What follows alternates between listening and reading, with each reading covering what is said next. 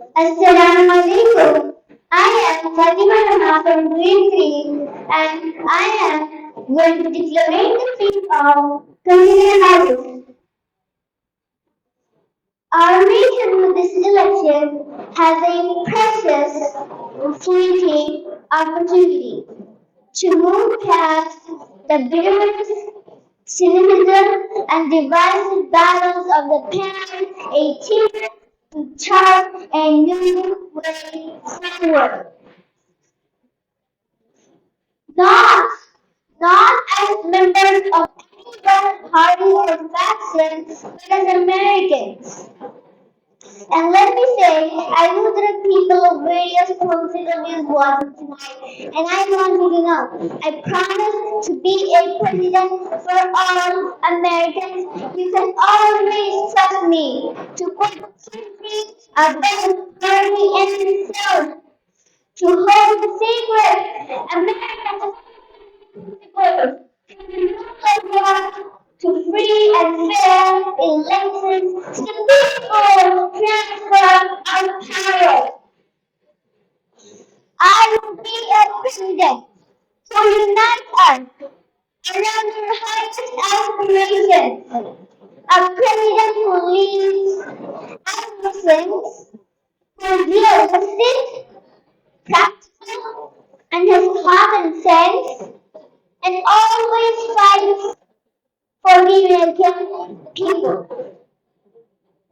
From the courthouse to the White House, that has been my life's work. As a young court prosecutor in Oakland, California, I stood up for women and children against domestic abuse. As the Attorney General of California, I took on the big things.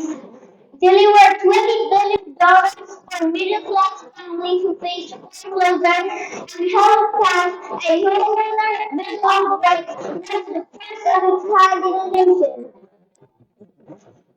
And I will tell you, these fights were not easy, and neither were the elections that took place in those houses. We were underestimated at practically every turn, but we never give up because the future is always moving forward.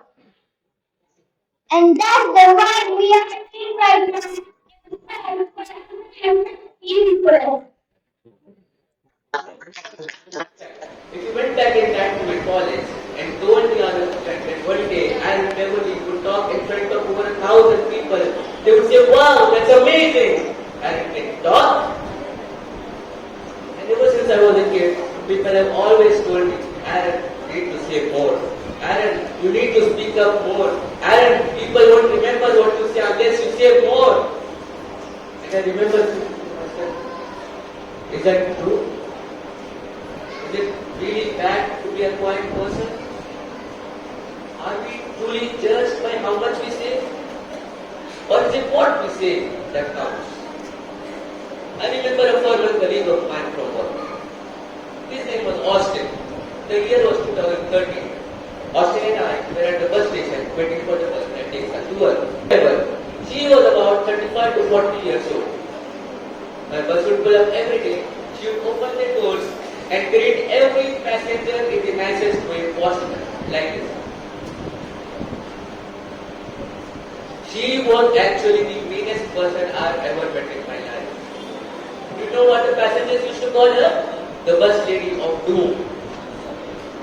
The only time I ever heard her laugh was when she left someone at the bus station.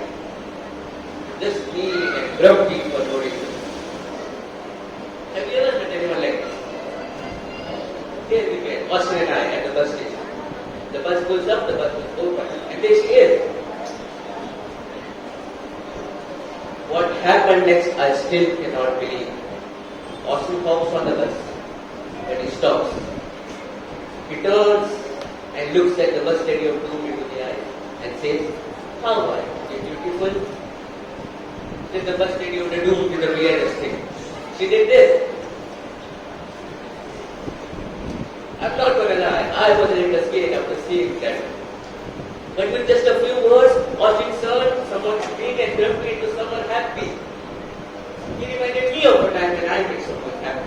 with just a few words. When I was still living with my mom, I walked up to her one day and I said the words that all parents dream about. I said, "Mom, I'm moving out of the house." My mom said, "Yes." I'm joking. She was way more excited than that. Now, I haven't seen Austin in 3 years, but he reminded me back then and today that a few words that can make people happy. Life of the Negro was still sadly crippled by the mannequins of segregation and chains of discrimination. This nation will rise up and live out the true meaning of its creed. We hold these truths to be self-evident that all men are created equal. I have a dream that one day on the release of George, the sons of former slaves and the sons of former slave owners will be able to sit down together at the table of brotherhood.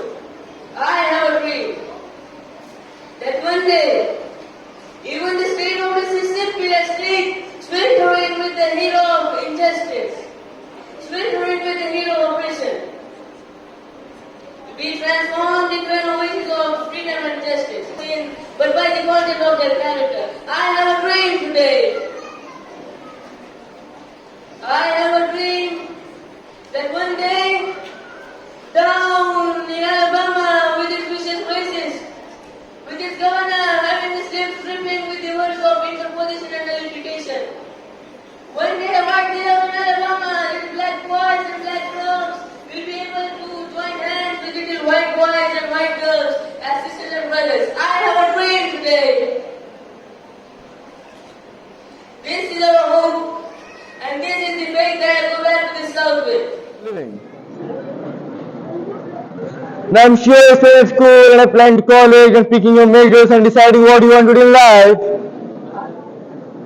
I'm sure people have told you to make sure you have something to fall back on, make sure you have something to fall back on. But I never understood that concept. Having something to fall back on. If I'm going to fall, I don't want to fall back on anything. I want to fall forward. I figure at least this way I will see what I'm going to hit. Without consistency, you will never finish. So do what you feel passionate about. Passionate about. Take chances. Don't be afraid to fail. Don't be afraid to fall big. To dream big. But remember, dreams without goals are just dreams. Reggie Jackson struck out 2,600 times in his career, the most in the history of baseball. But you don't hear about the strikeouts. People remember the home runs. Fall forward. Thomas Edison conducted 1,000 failed experiments. Did you know that? I didn't know that. Because the 1,000 fails was a light bulb. Fall forward. Every failed experiment is one step closer to success. You've got to take this, and I'm sure you probably heard that before, but I want to talk to you about why that's so important. You will fail at some point in your life, accept it. You will lose, you will embarrass yourself, you will suck at something. There's no doubt about it, because your life will not be a straight path. In the acting business, you fail all the time. Early on my career, audition for a part, perfect role for me, I thought, except for the fact that I can't sing. I didn't get the job. But here's the thing, I didn't quit. I didn't fall back. I walked out of there to prepare for the next audition, and the next audition. I prayed, and I prayed, but I continued to fail and fail and fail. But it mattered, because you know what? There's an old saying that if you hang around the barber shop long enough, sooner or later you're going to get a haircut. So you catch a break, and I did catch a break. Last year, I did a play called Fences on the Broadway. It was at the Court Theatre. It was at the same theatre I failed my first audition 30 years prior. The point is, every graduate here today has the training and talent to succeed. But do you have the words to fail? If you don't fail, you're not even trying. I will say this again. If you don't fail, you're not even trying. To get something you never had, you have to do something you never did. I just got back from South Africa. It's a beautiful country, but there are some places with terrible poverty that needs our help, and Africa is just at the tip of the iceberg. Middle East needs your help, Japan needs your help, Alabama needs your help, Tennessee needs your help, Louisiana needs your help, Philadelphia needs your help, the world needs a lot, and we need it from you. We really do need it from young people. I mean, I'm not speaking of the rest of here. I know I'm getting a little grayer. We need it from you.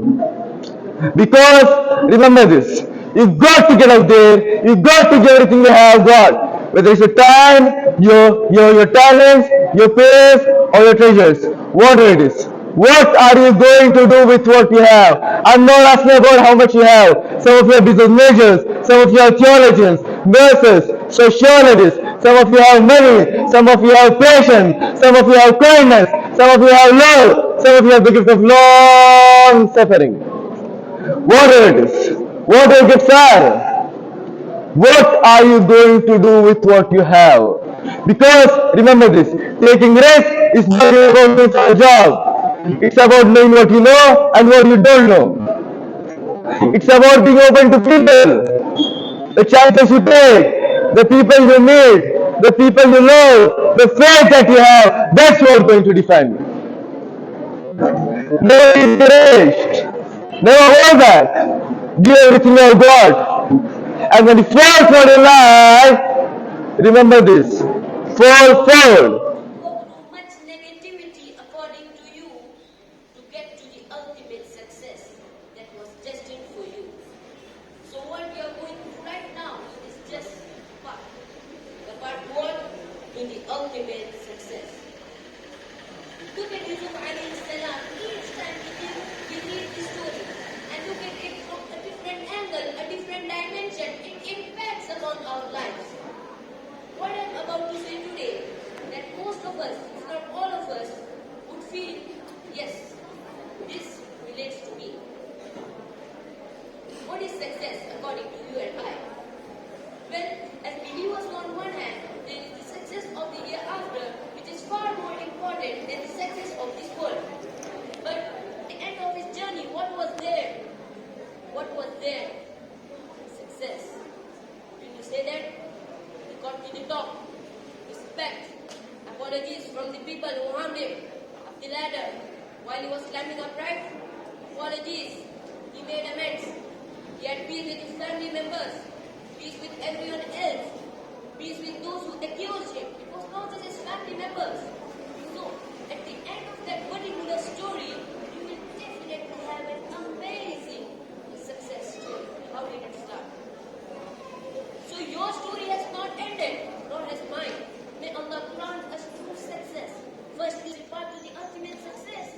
You might get upset, you might get angry. Cool down.